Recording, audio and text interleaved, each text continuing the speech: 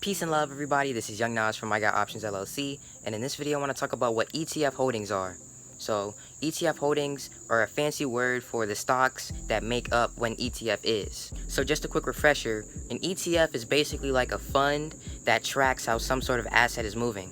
So you take a look at indexes like the NASDAQ or the Dow Jones, right? People aren't able to buy shares of those indexes. However, they can buy shares of an ETF that replicates and mimics how that index is moving, right? So that's basically what an ETF is. It mimics how an asset is moving so that people can trade it and profit off of it ultimately, right? So ETF holdings are basically like the assets, or in this case the stocks, that make up what that ETF is. So you take a look at the QQQ, which is an ETF that mimics how the NASDAQ is moving.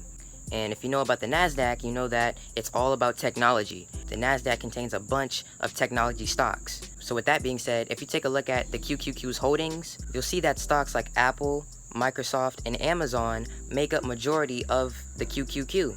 So in a sense, you have to think of ETFs kind of like a trading account. And that trading account has money put in these different stocks that make up whatever asset that you're trying to mimic, right? Whether it's the Dow Jones or the NASDAQ or the S&P 500. So you basically have to think of ETFs in that sense for it to make more sense.